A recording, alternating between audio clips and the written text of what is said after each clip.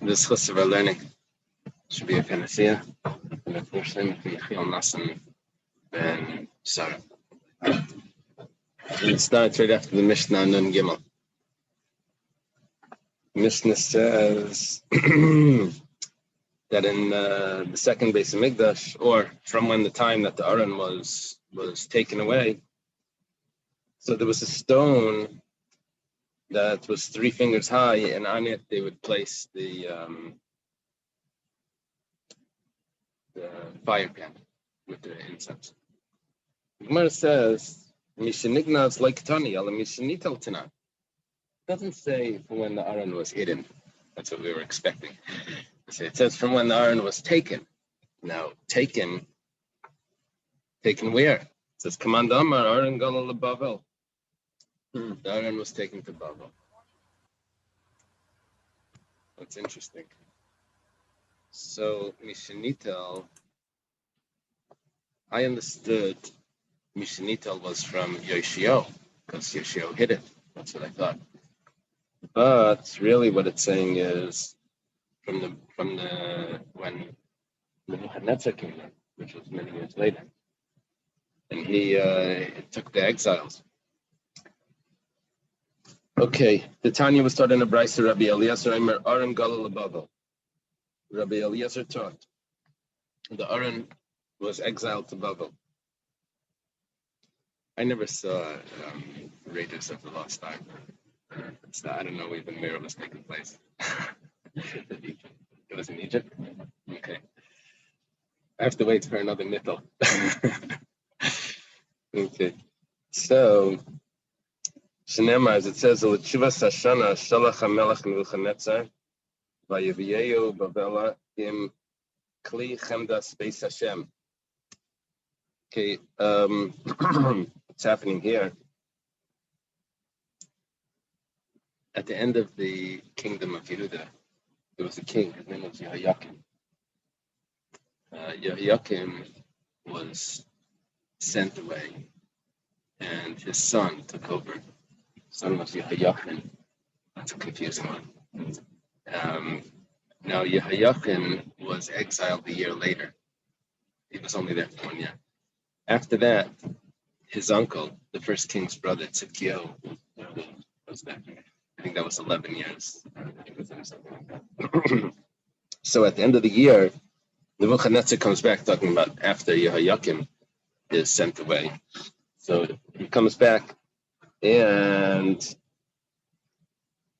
he takes them to Babel, Im Kli Chemdas Beis Hashem, together with the treasures of the house of Hashem, which is referring to the Aron.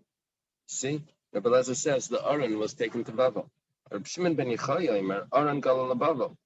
I was not expecting Reb Shimon ben Yochai to say that. I think the Kabbalist would say that it's there. I don't know. Or maybe not. Maybe in Bavel is the Aron. Maybe there's another Kabbalistic teaching that. Shenema just fit into the thing that there was 2 Aron. Shenema, as it says, La Yivaser Davar Amar Hashem. He quotes a different pasuk. He's quoting from Yeshaya. Not from the Yomim. He's quoting that this is Yeshaya telling Yoshio. Yoshio had shown a delegation from Sancherib. No, it wasn't Yoshio. It was Chizkiah. Sancherib came to Chizkiah, and Chizkiah was showing them his treasures. So he says that the Navi tells him that there's going to be nothing left. I guess that wasn't a good move to show everything that you have. But Yivasa Davar Amar Hashem. Elo Aseret Adibra Shabai. Davar is the commandments, the 10 commandments. Rabbi Yehuda, we're not supposed to say Rabbi Yehuda ben Lakish, these are all Tanaim. Rabbi Yehuda Omer Aron b'mkaimei nignaz. No, this is the way we understood it. That it was hidden in its place. Now b'mkaimei sounds like it's mamish the place, and maybe not. Maybe it means the base of Mikdash. Shenemar v'yiru rashi abadim min hakodesh al pnei advir v'liyaru chutza v'yisham ad hayom hazeh. The staves, supposed to say, the staves of the Aron are visible on the face of the curtain, the Devir, but they're not seen outside, and they will be there until this very day. And they are there. Vayusham. They are there. They were there. Yiyu is will be. Vayu is they weren't. They were right. They were there until this very day. So, which is understood in Tanakh until this very day, is until the author, which let's say this is Malachim. So Yirmiyahu was the author of Malachim, I think it says. So it was there until Yirmiyahu.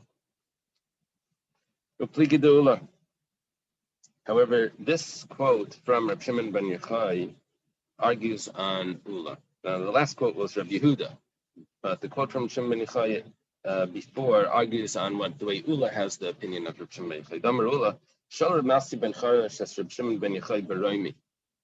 Reb Masi ben Charash lived in Rome. Reb Shimon ben Yochai visited Rome.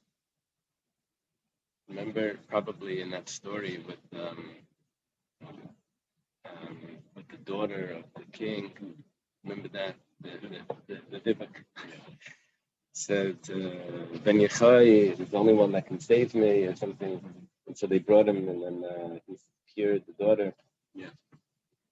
Anyway, it was in Erichin, Mehila.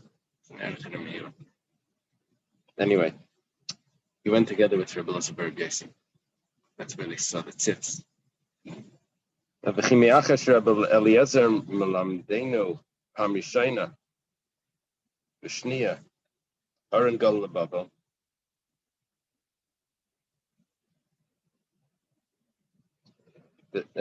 Once Rebbe Elazar has taught us twice in two different verses that the Aron went to Babel. Rishayna Hadamra. The first pasuk we said Vayevu Babel and Klicham the space Hashem. We had quoted the pasuk from the Yom that they were brought to Babel with the treasures of the house of Hashem. Shniya Maihi. What's the second pasuk? The Ksiv Vayetze Mibasi and Kol Hadara. They took out from Zion all of its beauty.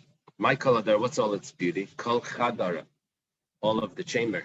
That means all of the inner chamber, which that would mean the Aron. Atamayat Aimer. So what do you say? In other words, Rebbe Elazar tells us that it was Galal Labagal. What is your opinion? Now, this is a problem. He's talking to Reb Shimon ben Yochai. Shimon ben Yochai said, at least before he said, that the Aron went into Galus. Now, Ula's quoting Masi ben Charash speaking to Reb Shimon ben Yochai. He says, no, I say that it stayed in Eretz Yisrael. It stayed in its place. Probably. Until this day, that's the end of that pasuk. Okay. Amalei Rabba Ula, my mashma. What's your understanding? What's the implication? Because it says that it will be there, or it was there until this very day. That means forever. Until this very day means forever.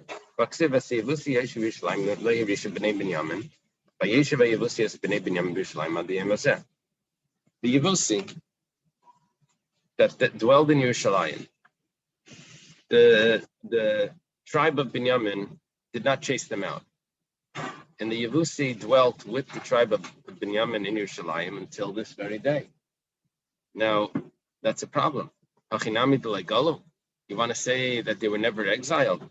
But Tanya, we have a brisa. There was no one in Yehuda for 52 years. Over the mountains I raised my cry and my groan.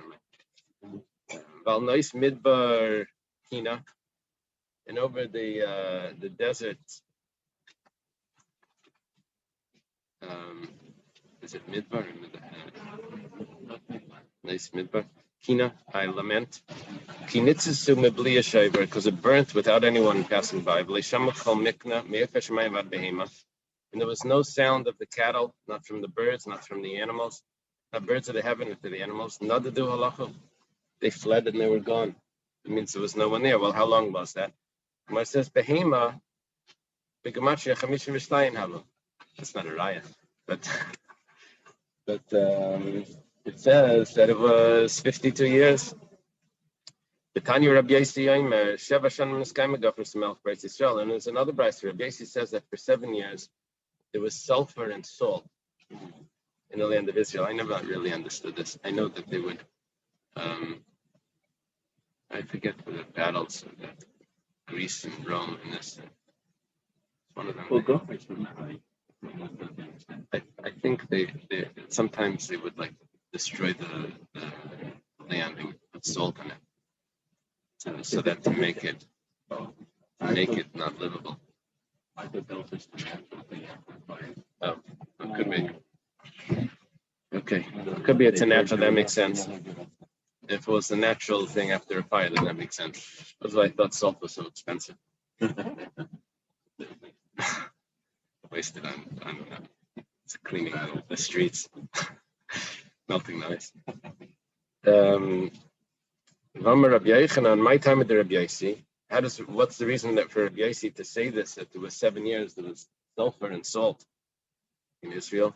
Basically, there was no vegetation. So it says Asya bris bris. He learns it from a verbal analogy from the word bris. That the covenant of the congregation was for Shavuot Echad, means for 7 years.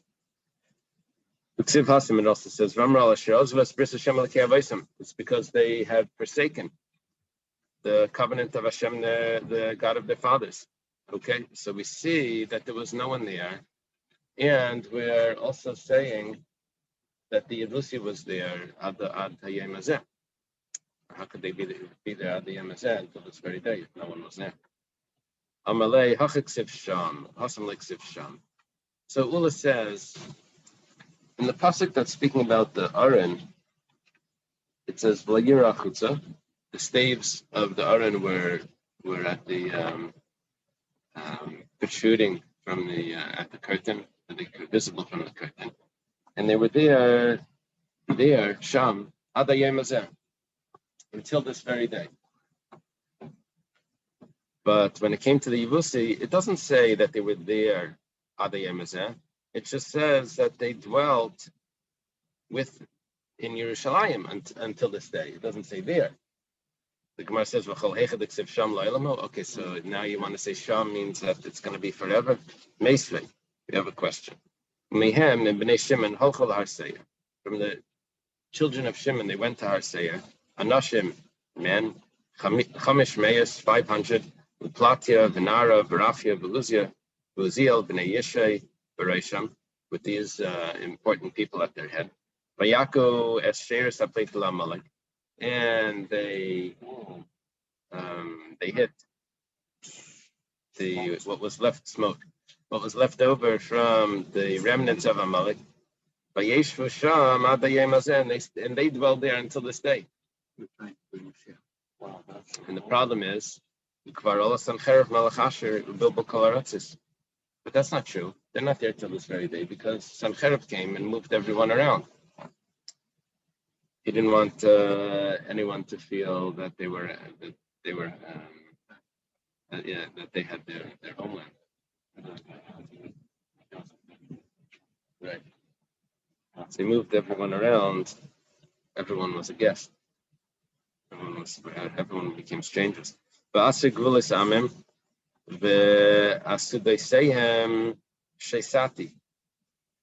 removed the boundaries of the nations. And in their treasures, Sheisati, he robbed. So what does it mean that the Bnei Shimon were there ad hayom hazeh if Sancherib moved them around? Umar says Tiyufta, that's a strong question. Mm-hmm. Wow.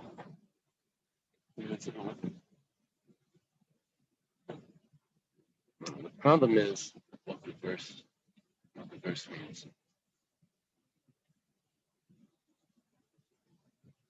It can answer. It depends on who the writer is.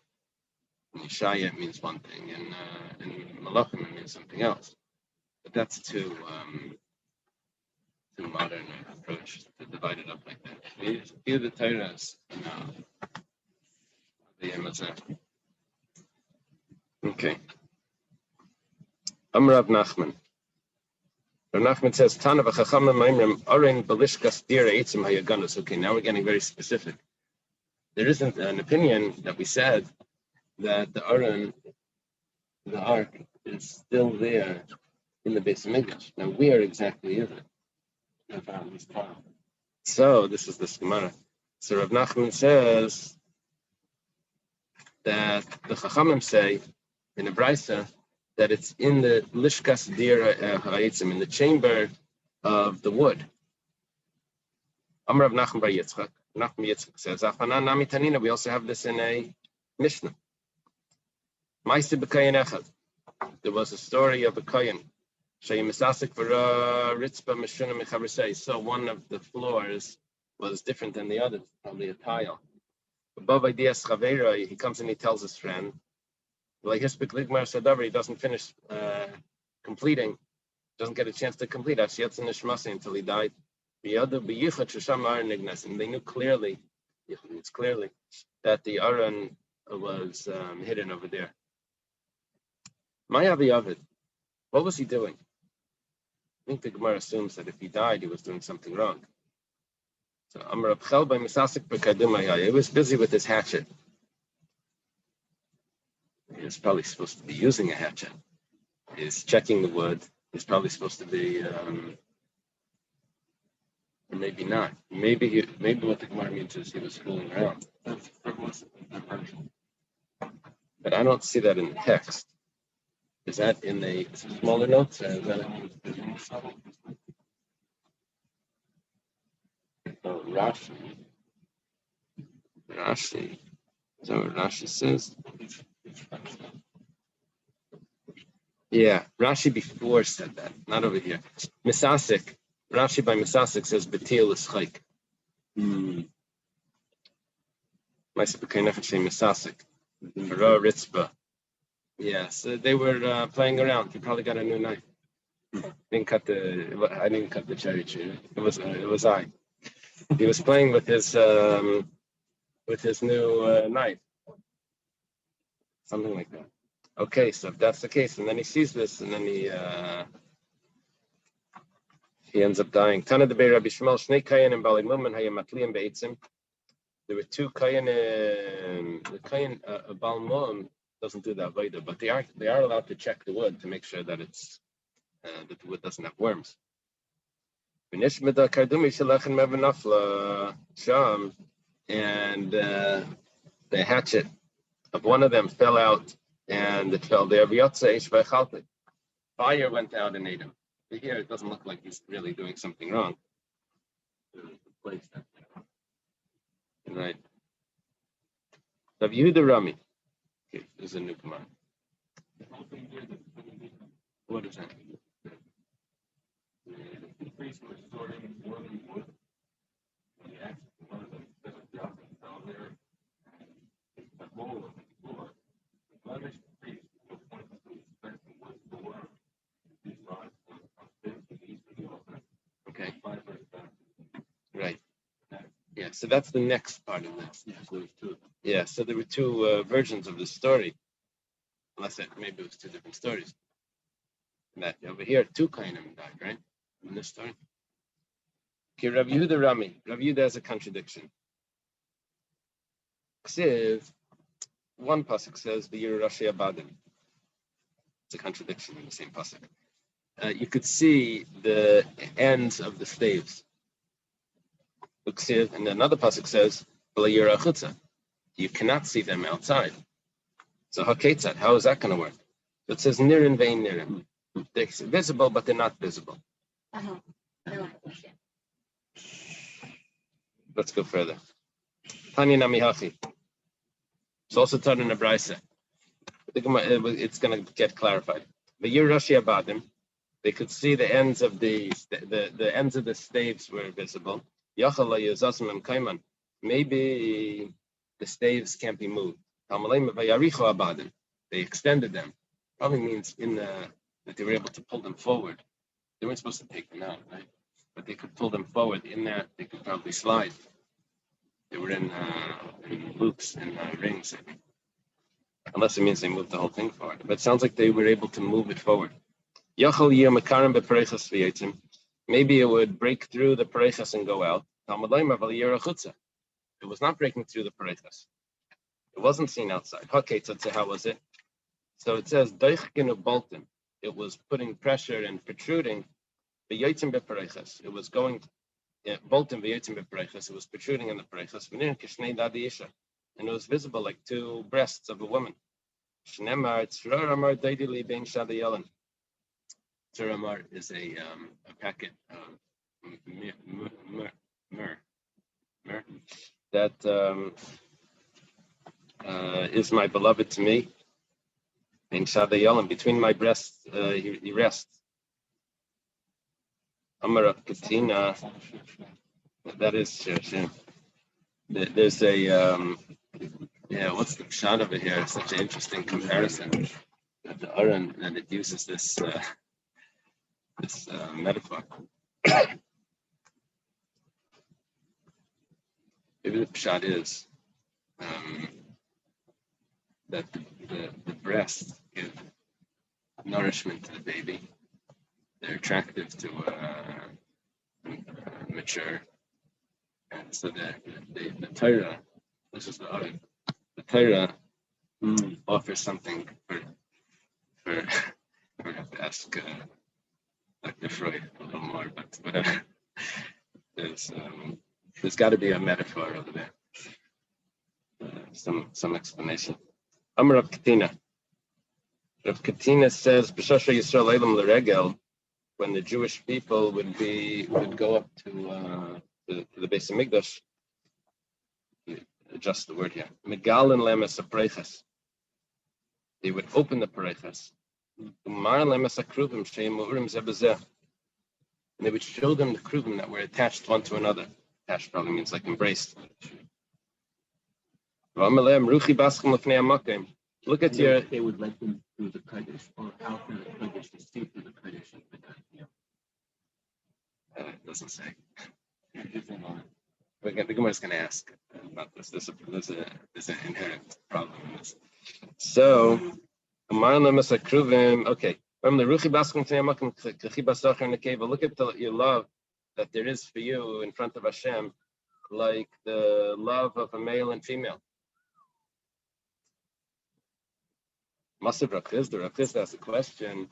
The Levim are not allowed to come in when the Aron is being wrapped up for travel. And now, look what's going on. The Levim are not allowed to look at the Aron. It's always behind the curtain. And then it would get wrapped up in those tachash skins or however they would wrap it up for carrying. I think they use the coverings, something like that. Oh, really? I don't know. Yossi is asking that in the pictures, you see them carrying it without a covering.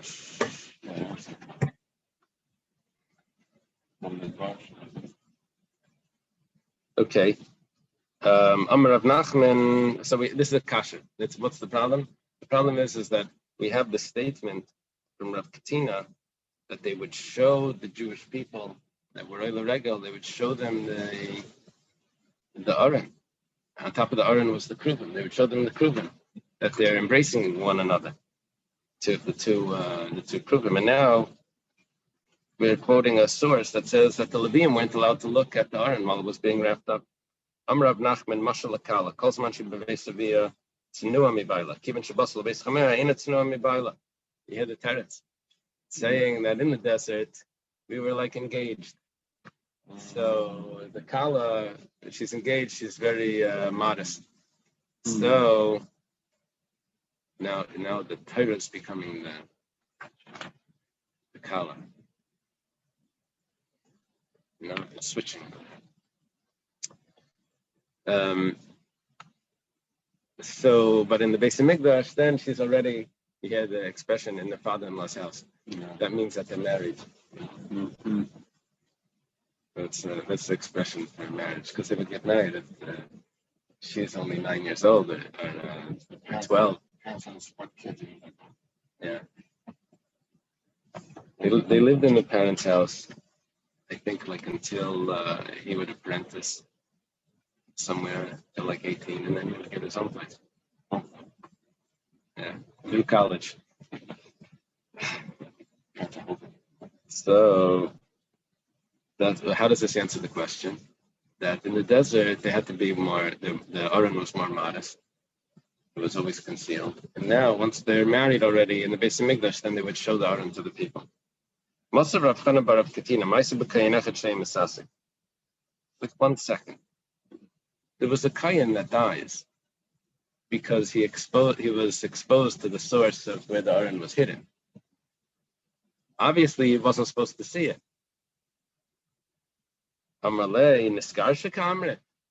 You're talking about after a divorce. Once there's a divorce, it's not like they go back to where they left off. They go back to where they started originally. That's like a restart. So it's back to the status of how it was in the desert.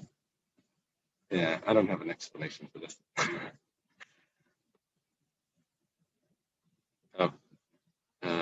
Yitzi Kasowitz is saying that it was wrapped in the midbar with the curtain dividing the Kodesh. The Aron, while it was traveling, correct, Yitzi? Yes, I think so. Yeah, while it was, yes, yeah, to correct the pictures. Okay. You know, in the Haggadahs, they have a picture of the Russia with a cigar. If they send a letter, that's not how a Russia looks. I went. Okay. But my askinan, we have a problem over here.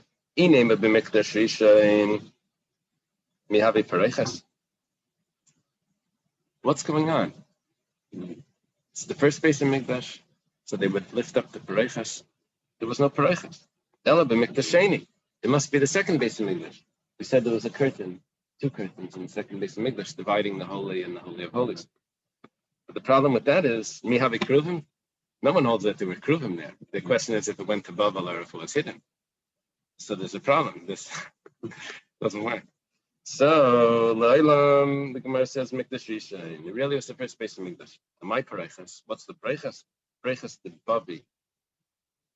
There were curtains that were hanging over doors. Even though there were doors, walls, but there were still curtains there. Yeah, decorative. Maybe it was decorative. Maybe, maybe it was just a double protection. The Amar Rav Zera, Rav Zera says the name of Rav. Shleisha Prechas Heba Mikdash. There were 13 prechas in the Mikdash. Shiva Keneged Shiva Sharim. 7 were corresponding. I think it means were attached to the 7 gates. Shtayim. Another 2. Achas lepiskei shel heichal, achas lepiskei shel ulam. One was on the entrance to the heichal, one was on the entrance to the ulam, which is the hallway in front of the heichal. Shtayim betvir. There were 2 in the curtain as the curtain that divided the kodesh and the kodesh HaKadoshim.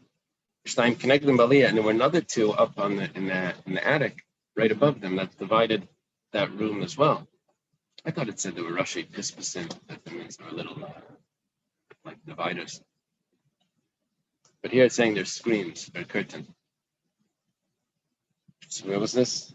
7 plus 2 is 9, plus another 2 is 11, plus another 2 is 13. Really, we're talking about the second base of Mikdash. The Kruvim, the Tzurz Havi Kaimi, was talking about the artwork that was on the walls. The Ksiv, Kolkir Sabayas, Masav Kala. All the walls of the house were formed of like different pictures of nets and braids. Kruvim, there were kruvim on the walls. Tamaris, palm trees. Turi tzitzim, it's like flowers. The tzifas of Mishar ala machuka. and it was covered with gold over the engravings. Ksiv, Kamar Ish Ulavayas. And it also says that it was like the space of a man and his accompaniment. My Kamar Ish Ulavayas. What does it mean, like the space of a man and his accompaniment? Amarabba Barav Shila. Barav Shila says, it's like the pictures were like a man that was embracing his wife. So what are we saying now? We're answering that what Rav Katina meant. What they should have saw was that apparently they could peel it off and take it off the wall. Yeah, it was attached to it. What's it called? That blue stuff that they put on the blue tack. Amar Rish Lakish. Rish Lakish says, "B'shash nichnas inachem lahechal ro kruvim amurim zebazeh." The Goyim went into the Heichal. This is by the Churban. They see the Kruvim are embracing one another. They bring it out to the marketplace.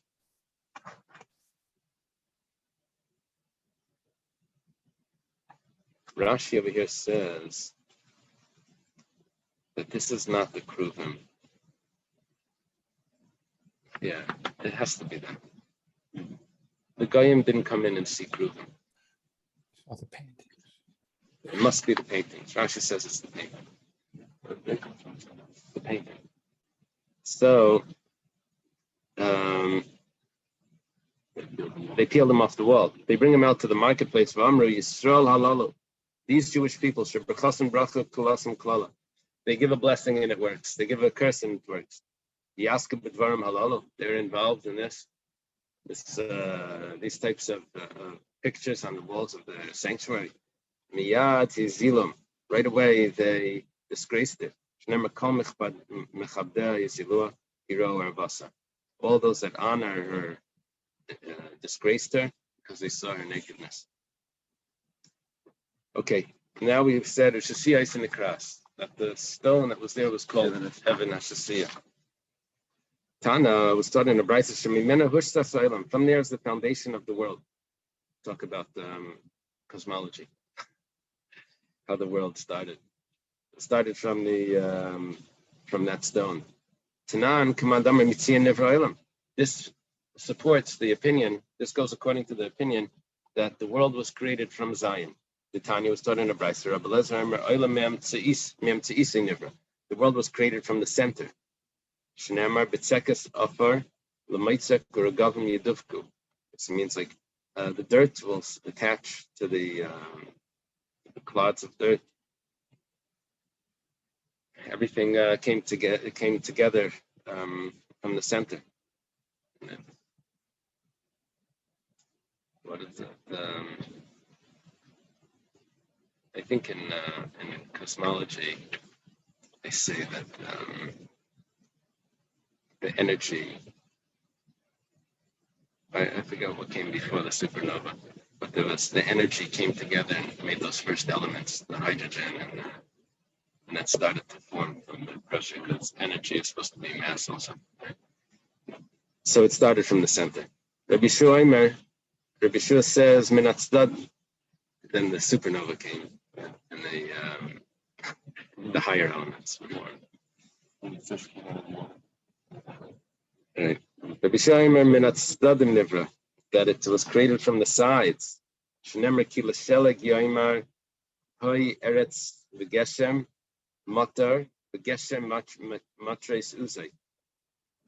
the earth, to the snow, he said, here is the earth.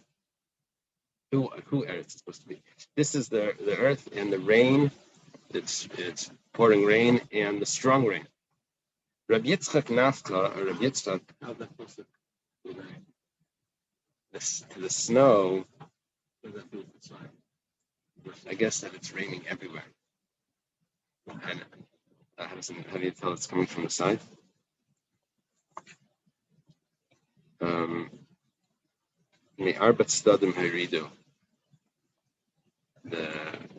guess the rain came from all sides.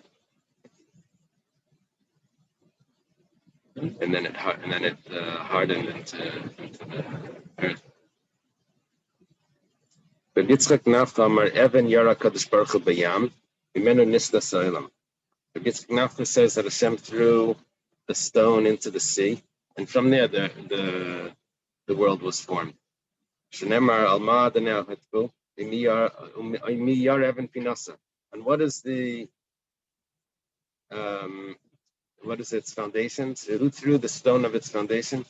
That means that it started with the stone being thrown. Chachamar Mitzian Nibra. Chacham say that it was from Tzion. Shnemer Mizmel Asa El Elikim Hashem. Where's this pasuk? Mizmel Asa El Elikim Hashem. Is that a actual pasuk? Or is I missing something? Mizmel also kill kill. No. Oh, Kel Elikim. Two. Really? No, it's El Elikim. Oh, Right? really? El Elikim Hashem Diba. So that's 3 names of Hashem. No, I think it's two. No. Kill. I would think they kill. Yeah. How is it in translation? So it means two. Two. It means two. Right. And it says Mitzian. I guess that's a continuation. That's pasuk base. Mitzian Mechlal Yafi. Okay. Mitzian Mechlal Yafi. From Tzion is the perfection of beauty. Mimeno Mechlal Yafi Shalaylam. From Tzion is the perfection of the world. That means that the world is created from Tzion. Tanya Rabbi Lezer Gadol Aimer. Here he's called Rabbi Lezer Gadol. It's Rabbi Lezer ben Hyrcanus. It says, Eila, tell the Sister Mayim Varetz be bar the Yemasei Hashem Elikim Eretz V'Shemayim. These are the offspring, the history of the heaven and earth when it was created, on the day that Hashem Elikim created the earth and the heaven. Told the Shemayim, Mishamayim. The offspring of the heaven comes from the heaven. Mishamayim Nivru. Told the Sa'aretz Mi'aretz Nivru. The offspring of the earth came from the earth. Everything came from Tzion. Shnemer Mizmel Asaf El Elikim Hashem Diber. V'yikre Eretz Mimizach Shemesh Ad Mevaya V'Aimer Mitzion Mechal Yafi Elikim Mepia. Imenu Mechal Yafi Shalaylam. That from Tzion came the perfection of the world. Okay.